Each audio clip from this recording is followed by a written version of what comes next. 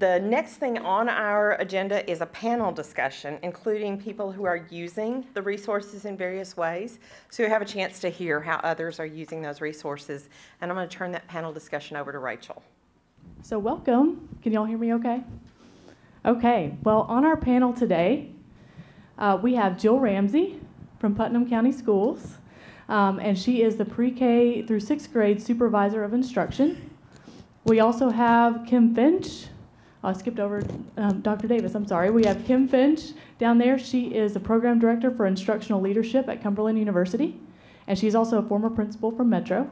And then we have Linda Davis from Austin Peay State University, and she teaches the English Methods courses and is also coordinator for Residency 1 program for College of Arts and Letters.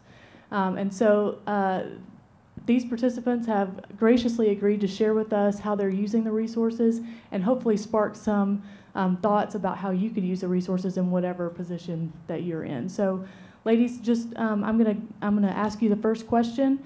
How are you currently using Ayers Institute resources in your courses or programs? And please give us some specific examples. Whoever would like to go first. Does it work? Yes. It does. Okay. I don't like microphones, so.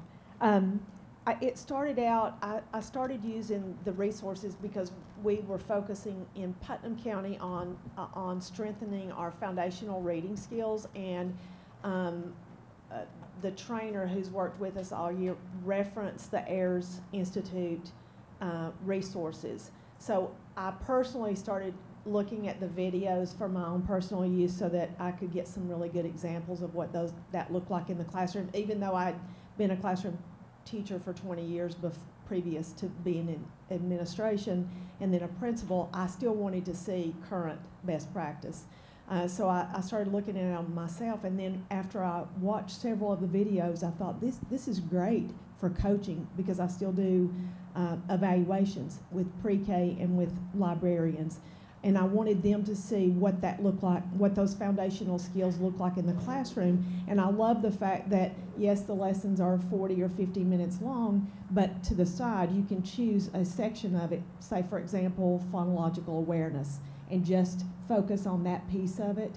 And I love that, and then have a really good conversation about this is what phonological awareness looks like in a classroom. And then I also conduct the PLCs with our elementary principals. So I would take snippets of the videos and we'd have good conversation about what do you see, what are you seeing in your classrooms compared to this, and so that gave really good, rich conversations with the principals as well. Also, the middle school and high school, I love the fact that it has middle school and high school content areas where you're implementing literacy skills. They're struggling in middle school and high school with what does good literacy instruction look like in a content area. So there's lots of videos there that we've looked at, snippets of those, and sometimes they go back and watch the whole thing, and then they've got a really good picture of what that looks like, because that's a big shift right now with middle school and high schools. And then focusing on the foundational skills, coaching with the teachers. I'm one of these that feel like as an evaluator, I'm supposed to be a coach too, because I know what it's like to be on the other side of that. So I try to approach the evaluation as a coaching opportunity with teachers, which starts with, as an administrator, a good relationship with your teachers that's already established. Relationships are huge, so I use these videos as a way to coach through those, and the more I use them, the more I see the possibilities with them. And those teachers, their classroom management skills are phenomenal, and so now when I hear teachers say, time, whatever the excuses are, we watch these, which I might add, those girls look like they're 12 years old. Those are the youngest teachers. They're like seasoned teachers, but that's what best practice should look like. So I'm thrilled to have this resource. We have a lot of community pages set up on Google+, and I like to share those videos on those community pages, because a lot of times when people are sitting at home in their pajamas and they're, looking at the community page and there's a resource reference, they can go in and watch pieces of that, and then that's in their toolbox. So there's just a huge amount of ways that you can use them, and the more you look at them and use them, the more you're going to see the possibilities of using them. Thank you. First of all, I've used some of the middle school videos from Invest in my English 3420 class, which is the adolescent experience in literature. And it's a methods class as well as an English literature class. So this gives me an opportunity to allow my students to see excellent teachers who are engaging middle school students in learning. And I think that's a big area. They're already active, and so why not use that active characteristic of middle schoolers to engage them in their learning. And I think there's some really good videos for that. In my methods class, it's a 3-hour class, and so we have to kind of break it up some. But what I did last year, I'll back up a little bit, is that we have a Residency 1 program before our student teaching, in which our students are in a cohort of classes for 8 weeks on campus. And then during that time, our Residency 1 students attend seminars on Friday. One of the seminars is presented by the Clarksville-Montgomery County School System, and it's a seminar on the team rubrics, team evaluation. And so they really engage the students in thinking about what good teaching is, and they go over the rubrics with them so that they're familiar with them. And we provide a short rubric of the EdTPA for the school system so that they can talk with our candidates about how these correlate. And then I use one of the high school teacher videos from Invest, have my students view that, take both the EdTPA and the team rubrics, and use those as we're watching without having shown them the completed rubric. So they have that opportunity to sit there and evaluate the teacher that we watch. And so what they have found, and some of them have told me, I asked them to share with me how this helped them. And we found that this helped the candidates to understand what the local system sees as good teaching. And also they learned that even good teachers may have areas that need improvement. And that's one of the things that my students noted. Well, this is a good teacher, but, and I said, yes, that's right. And you will probably have your area. And then I share with them how, mine was always closed. I had to really, really pay attention to that. So I think they learned that teachers are human and they make mistakes, or they don't always achieve the highest ratings. And one said it let me understand that the EdTPA and team rubrics have similarities, and I think this will help me to be a better teacher. One says it let me see the demands that I will face as a teacher. And another one said it let me understand the process that my mentor is going through at the time.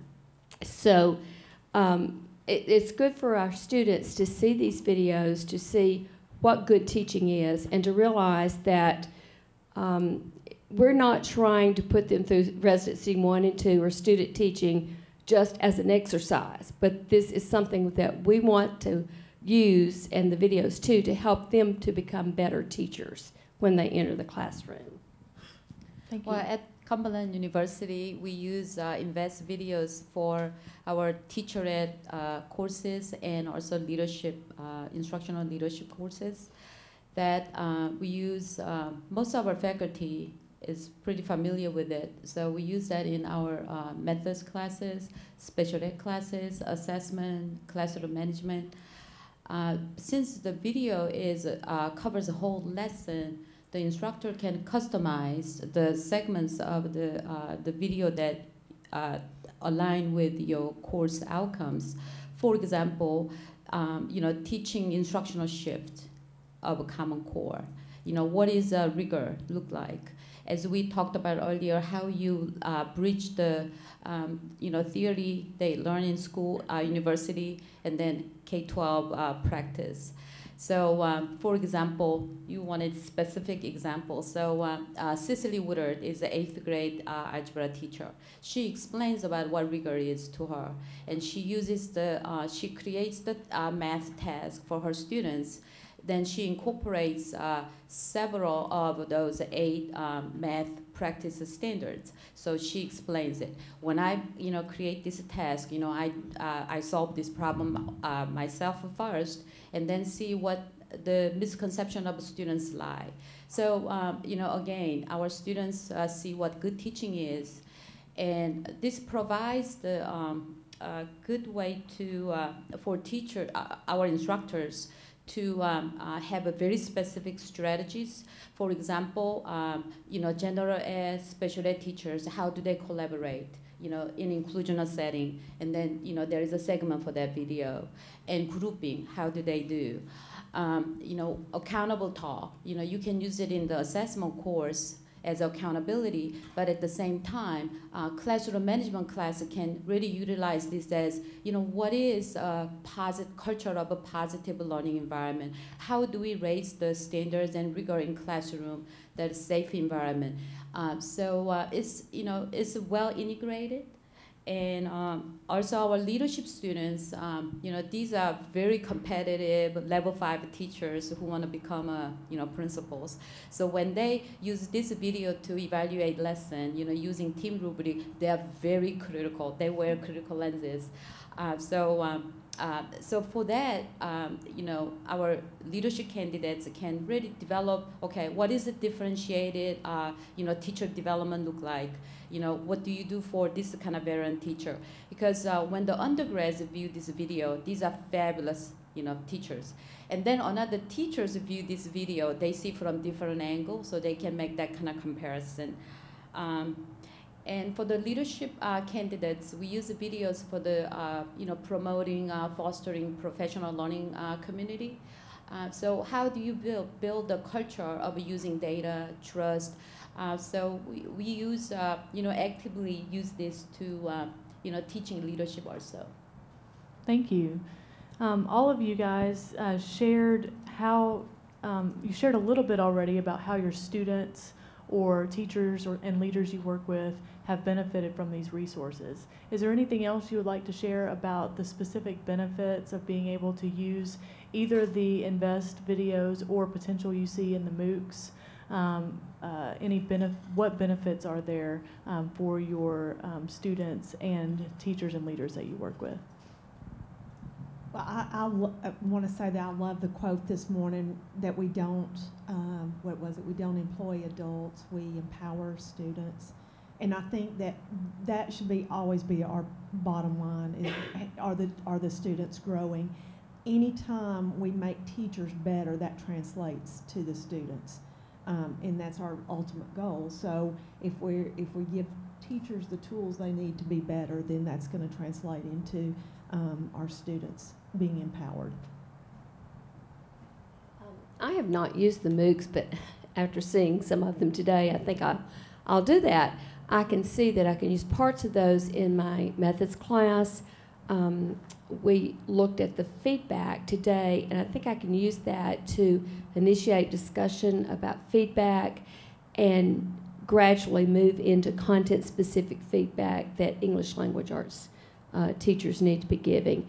And so that's going to help them to be better teachers, and then it will help their students too once they start teaching, because then students will have specific ideas about how they can improve. I think these could also be used in public schools or in other schools in professional development in such ways.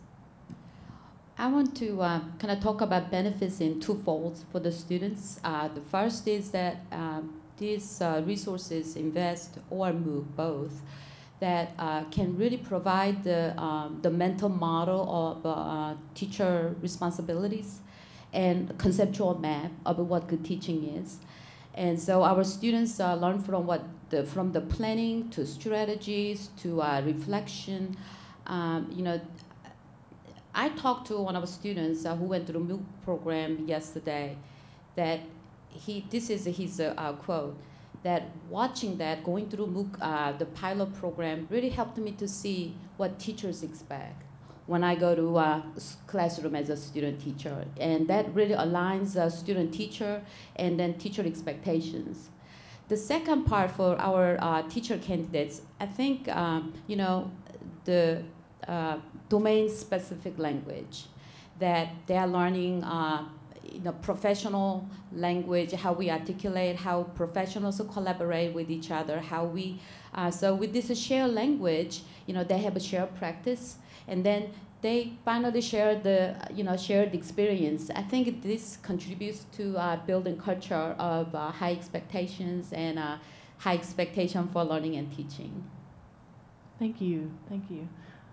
If you were going to share these resources with a colleague, which we hope you do, and we hope all of you do, if you're going to share these resources with a colleague, either the Invest videos with the Facilitator's Guide, or the MOOCs, the online environment of the MOOCs, and also the Facilitator's Guide with the MOOCs, where would you suggest that he or she start? Because it is a lot of information, and we do want you guys to be sharing them.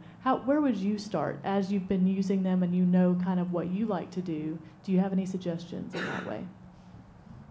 Well, I can speak to sharing because we've already used them with PLCs, and hopefully the principals then will go back and conduct PLCs with their faculties and use them in that way. But I found that social media is great.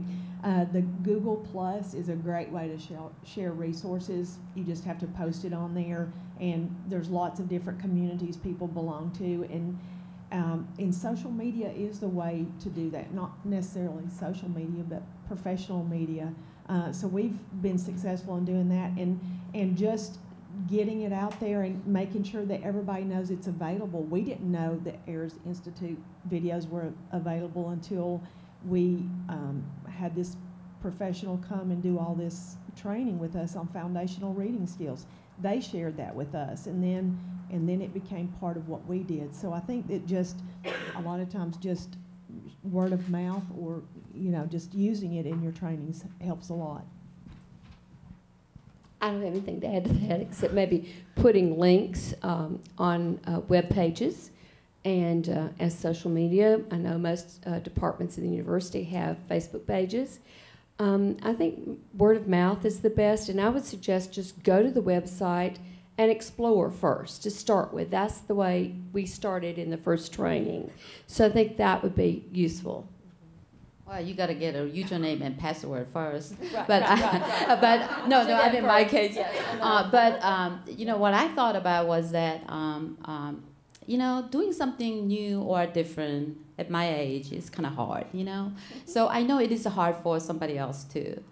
That we need to kind of think about why we are doing it. What's the rationale of these? Is that the investment of the return of your investment, which is your time and effort, is the investment greater than my time and effort? Yes. And so when you think about the mapping from the backward mapping, that what is that teacher candidate that you are molding? That what kind of teacher do you want that person to be? From there, that you do a backward mapping. That as an instructor myself, that I model what good learning is as a learner. That I model that, and then my responsibility as I need to organize the knowledge for my students. That effective way to organize knowledge for my teacher candidates is that I need to learn, and that learning needs to be new, what is out there. So, have a dialogue of rationale, and that, that we're not working harder, but we are working smarter. Thank you. Thank you.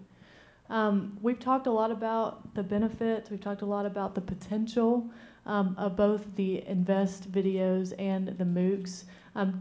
Is there anything else you'd like to share that we haven't touched on?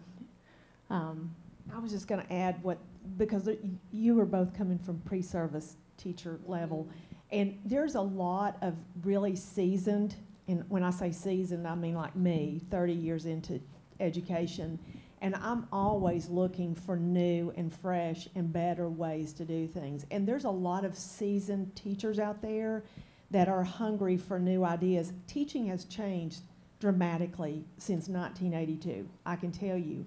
So if we don't stay on top of it and stay on top of these resources, those girls were doing things that we didn't do 30 years ago.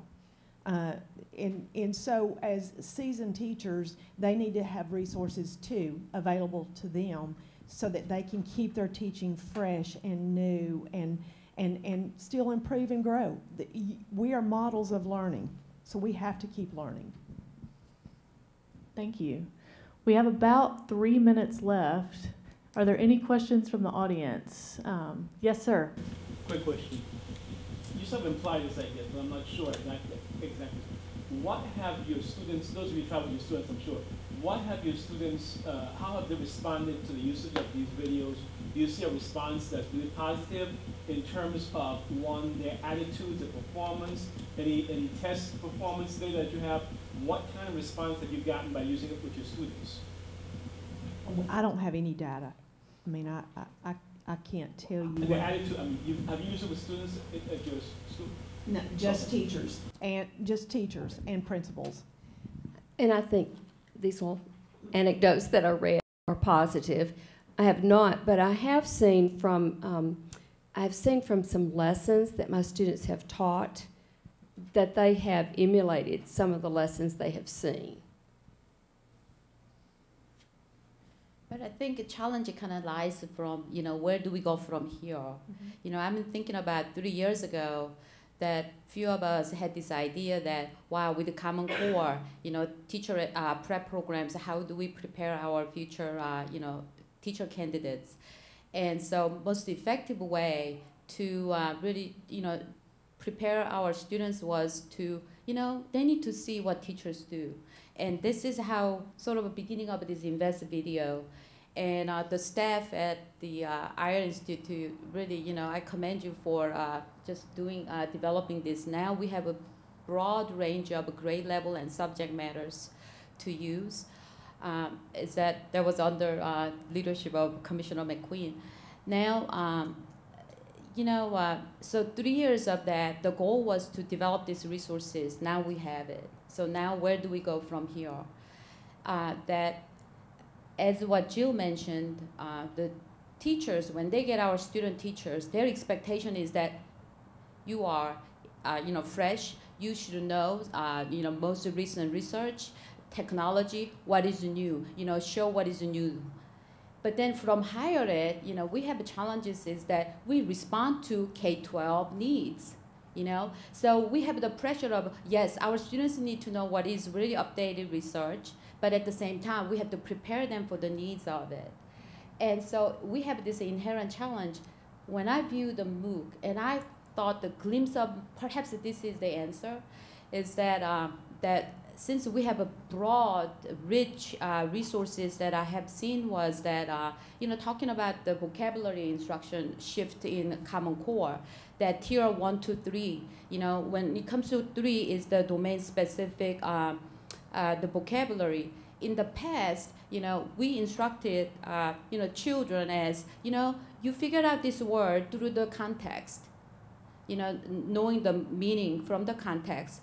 But with the Common Core instructional shift is that what is the impact of this vocabulary, by the author?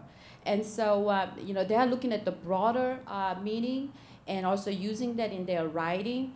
And, I thought perhaps that might be a little key to it, that our students can really see deeply and that we model what really critical thinking is. In order to critically think, we gotta have a really content knowledge and then, how to. And so perhaps, MOOC and Invest can provide that going to the next level of thinking.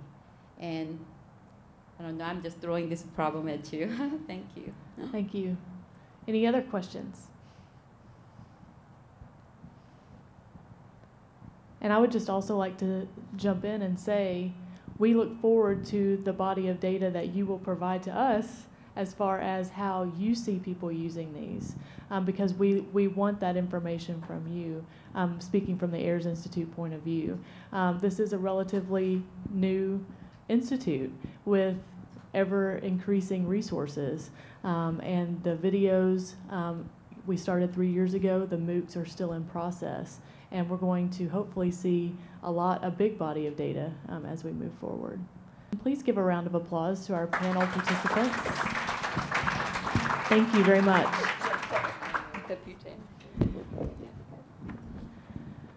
I just want to direct your attention to a resource that I hope you will find useful.